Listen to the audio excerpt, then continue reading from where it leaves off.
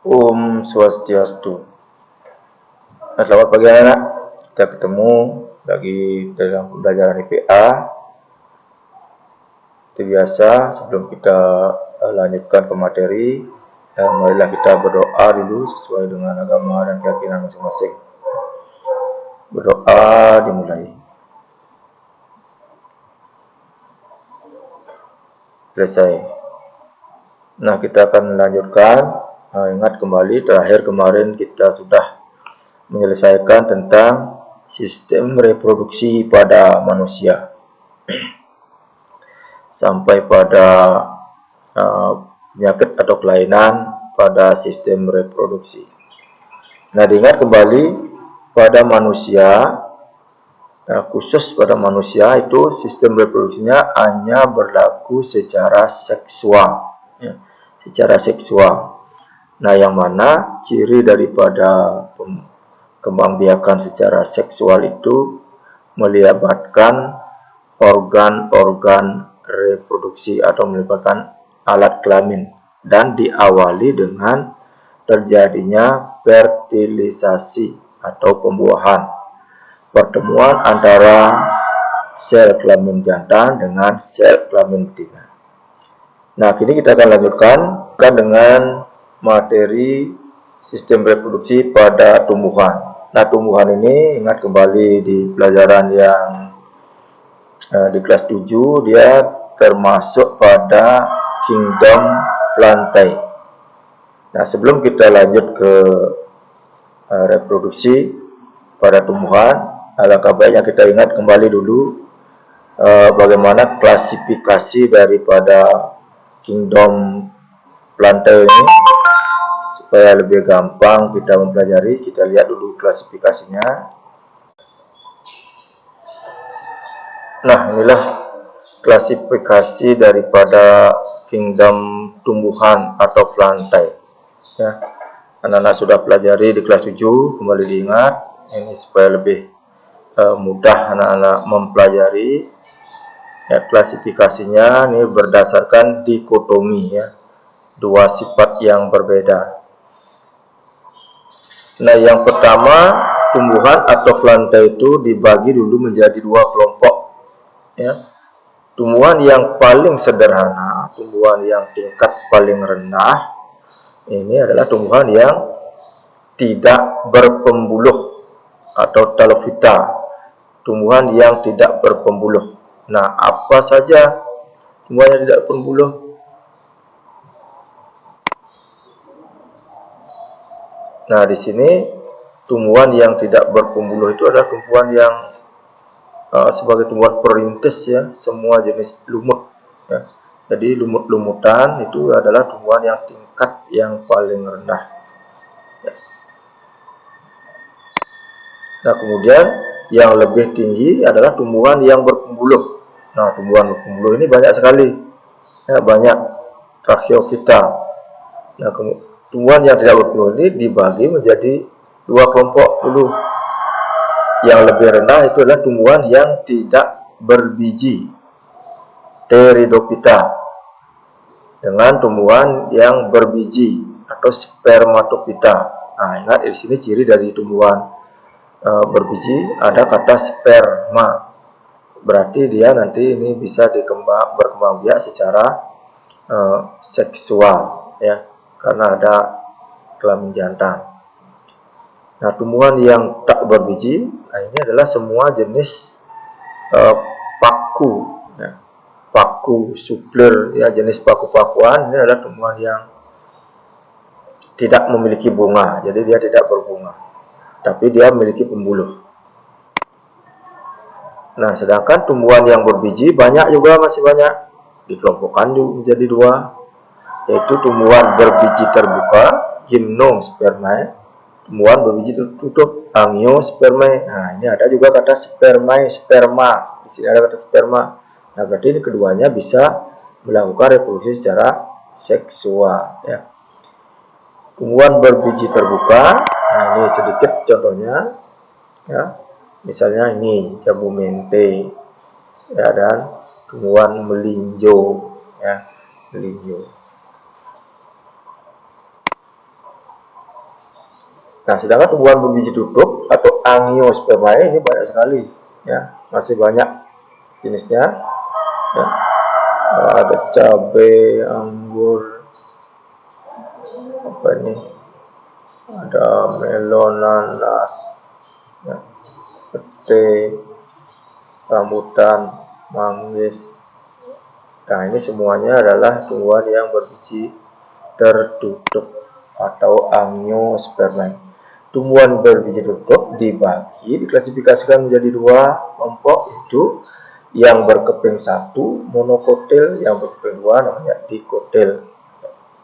Nah, apa saja yang monokotil? Nah, ini jagungnya,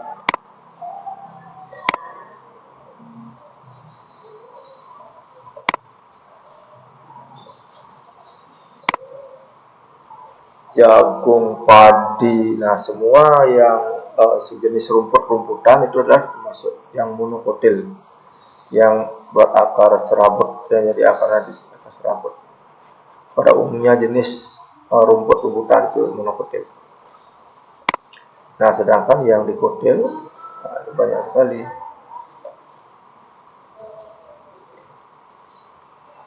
Ya, salah satu contohnya adalah kacang. Jadi kalau Nana lihat tadi baru organisme yang baru tumbuh tunasnya itu dari dua buah keping biji, ya, dari dua buah keping ini, nah, itu adalah tumbuhan dikotil. Nah, dicirikan juga nanti dengan akarnya, yaitu akar tunggang.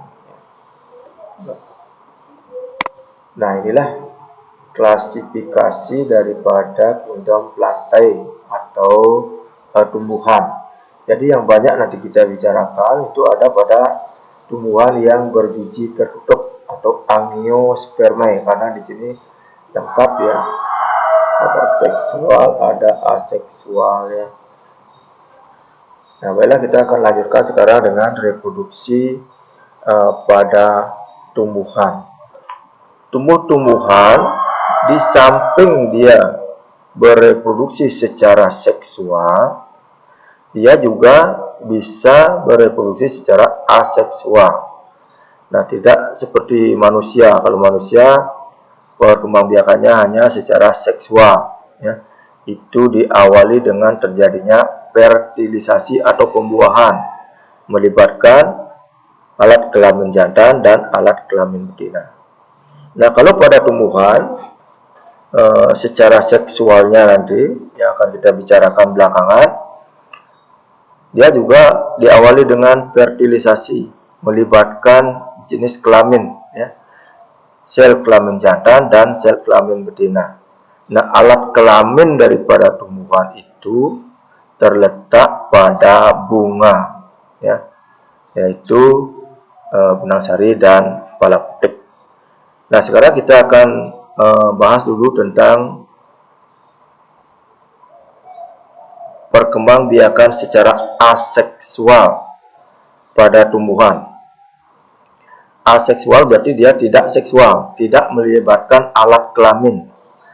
Jadi tidak melibatkan sel kelamin jantan maupun sel kelamin betina. Nah, kalau tidak melibatkan sel kelamin, nah, apa yang dipakai untuk bereproduksi secara aseksual? Nah, jadi ada organ-organ daripada tumbuhan, ya, selain sel kelamin yang dipakai nanti untuk bereproduksi secara aseksual atau vegetatif. Nah, yaitu bisa dengan menggunakan akar, bisa dengan menggunakan batang, dan ada juga yang menggunakan daun. Ya, jadi dia selain melibatkan bunga, ya, bisa akar, batang, dan daun. Nah, kemudian perkembangbiakan secara aseksual ini juga ada dua jenis. Bisa secara aseksual secara alami, dan yang kedua nanti ada aseksual secara buatan. Nah, yang ini dari katanya alami berarti dia tidak memerlukan bantuan dari organisme yang lain. Jadi tidak perlu dibantu secara alamiah dia melakukan perkembangbiakan. Nah, perkembangbiakan secara aseksual ini ada beberapa macam, ya. Ada beberapa macam caranya. Nah, perlu anak-anak juga ketahui, Pak tekankan di sini bahwa pada umumnya tumbuhan itu bereproduksi diawali dengan tumbuhnya tunas atau kuncup, ya, dengan tumbuhan tunas atau kuncup. Nah, sekarang di mana letak tunasnya, di mana letak tumbuhnya tunas, itulah yang membedakan macam-macam daripada perkembangbiakan secara aseksual atau vegetatif. Nah, contohnya saya yang pertama ada yang disebut dengan secara rizoma. Jadi ada sebutan rizoma. Nah, apa yang dimaksud dengan perkembangbiakan secara rizoma? Nah, ini apabila tunas atau kuncup itu tumbuh pada ruas-ruas batang, ya. Tunas itu tumbuh pada ruas-ruas batang, kemudian menjalar di dalam tanah. Nah, itu disebut dengan secara rizoma. Nah, contoh dari perkembangbiakan secara rizoma, nah ini seperti gambar ini, ya, lengkuas. Jadi tunasnya nanti tumbuh pada ruas-ruas batangnya. Kemudian dia akan menjalar di dalam tanah. Nah, yang lain, ya, ada jahe, ya, ada kencur, kunyit dan sebagainya. Nah, yang kedua disebut dengan stolon. Yang dimaksud dengan stolon, ya, seperti tadi, tunas atau kuncup itu tumbuh juga pada batang, tetapi menjalarnya di atas tanah, ya. Tetapi nanti dia menjalar di atas tanah. Nah, contohnya adalah tumbuhan stroberi, ya. Kemudian ada rumput teki, ya, dan lain-lain.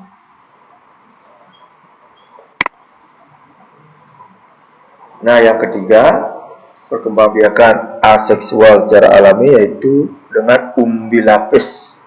Nah, ini mungkin khusus, ya.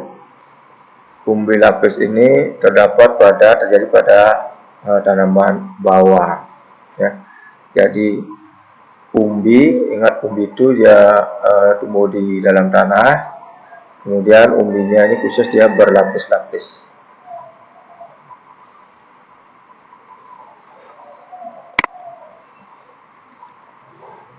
Kemudian ada juga umbi batang, ya. Umbi batang, ingat tunas tumbuh pada batang, tapi ini sebagai umbi dalam tanah.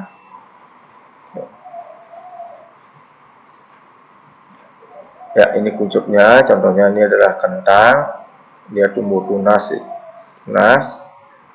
ya, pada batangnya yang tumbuh di dalam tanah. Ingat, ini tidak menjalar, ya, pohonnya tidak menjalar.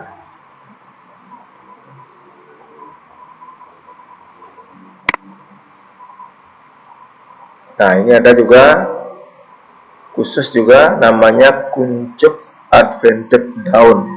Nah, ini paling umum ini terjadi pada tanaman cocor bebek, ya. Nanti tunas atau kuncup akan muncul dari ujung-ujung daunnya, ya. Nah, itu tadi jenis-jenis dari perkembangbiakan aseksual yang terjadi secara alami, jadi tidak memerlukan bantuan dari pihak lain atau organisme yang lain. Nah, inilah klasifikasi daripada kingdom tumbuhan atau plantae, ya. Anak-anak sudah pelajari di kelas 7, kembali diingat ini supaya lebih mudah anak-anak mempelajari, ya. Klasifikasinya ini berdasarkan dikotomi, ya, dua sifat yang berbeda. Nah, yang pertama, tumbuhan atau plantae itu dibagi dulu menjadi dua kelompok. Ya. Tumbuhan yang paling sederhana, tumbuhan yang tingkat paling rendah, ini adalah tumbuhan yang tidak berpembuluh atau talofita, tumbuhan yang tidak berpembuluh. Nah, apa saja tumbuhan yang tidak berpembuluh?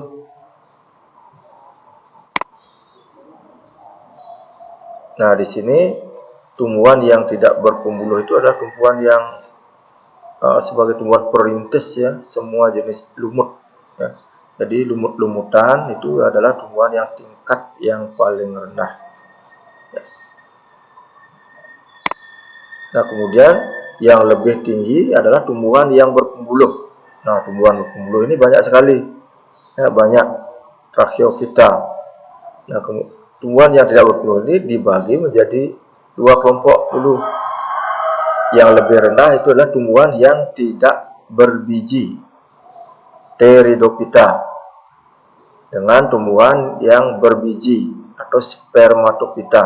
Nah, ingat di sini ciri dari tumbuhan berbiji ada kata sperma. Berarti dia nanti ini bisa berkembang biak secara seksual ya, karena ada kelamin jantan. Nah, tumbuhan yang tak berbiji, nah ini adalah semua jenis paku ya. Paku suplir ya, jenis paku-pakuan ini adalah tumbuhan yang tidak memiliki bunga, jadi dia tidak berbunga, tapi dia memiliki pembuluh. Nah, sedangkan tumbuhan yang berbiji banyak juga, masih banyak, dikelompokkan menjadi dua, yaitu tumbuhan berbiji terbuka, Gymnospermae, tumbuhan berbiji tertutup, Angiospermae. Nah, ini ada juga kata spermae, sperma. Di sini ada kata sperma. Nah, berarti ini keduanya bisa melakukan reproduksi secara seksual ya. Tumbuhan berbiji terbuka, nah ini sedikit contohnya ya. Misalnya ini jambu mente ya, dan tumbuhan melinjo ya, melinjo. Nah, sedangkan tumbuhan berbiji tutup atau Angiospermae ini banyak sekali ya, masih banyak jenisnya ya. Ada cabai, anggur, apa ini, ada melon, nanas ya, pete, rambutan, manggis. Nah, ini semuanya adalah tumbuhan yang berbiji tertutup atau Angiospermae.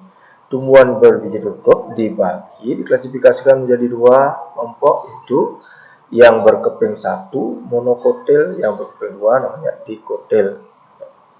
Nah, apa saja yang monokotil?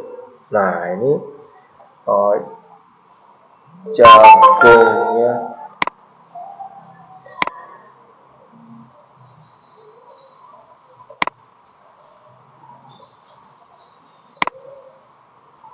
jagung, padi. Nah, semua yang sejenis rumput-rumputan itu adalah termasuk yang monokotil, yang berakar serabut dan jadi akarnya di akar serabut. Pada umumnya jenis rumput-rumputan itu monokotil. Nah, sedangkan yang dikotil banyak sekali.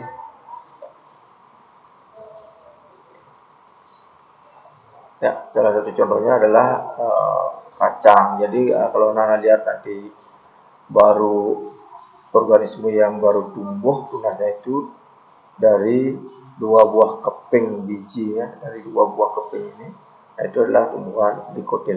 Nah, dicirikan juga nanti dengan akarnya, yaitu akar tunggang. Nah, inilah klasifikasi daripada kingdom plantae atau tumbuhan. Jadi yang banyak nanti kita bicarakan itu ada pada tumbuhan yang berbiji tertutup atau Angiospermae, karena di sini lengkap ya, ada seksual, ada aseksual ya. Nah, baiklah, kita akan lanjutkan sekarang dengan reproduksi pada tumbuhan. Ya, seperti tadi, jadi pada tumbuhan dia bisa bereproduksi secara seksual dengan melibatkan alat kelamin dan juga bisa secara aseksual, tidak seksual, berarti tidak melibatkan kelamin. Jadi yang kita bicarakan terlebih dahulu adalah perkembangbiakan secara aseksual atau vegetatif.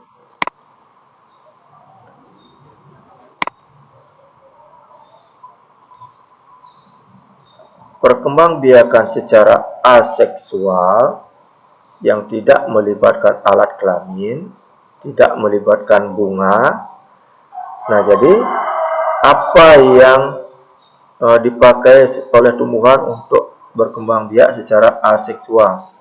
Berarti ada organ-organ daripada tumbuhan selain bunga, itulah yang dipakai untuk berkembang biak secara aseksual, yaitu bisa dengan menggunakan akar, bisa dengan menggunakan batang, dan juga bisa dengan menggunakan daun.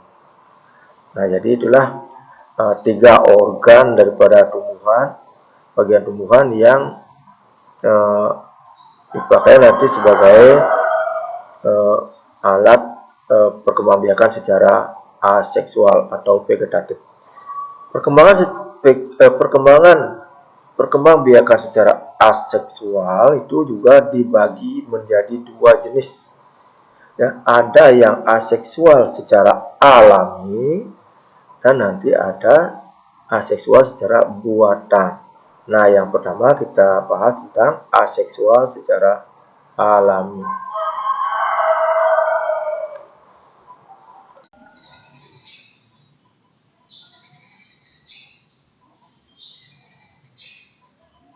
Nah, yang pertama ada yang disebut dengan secara rizoma.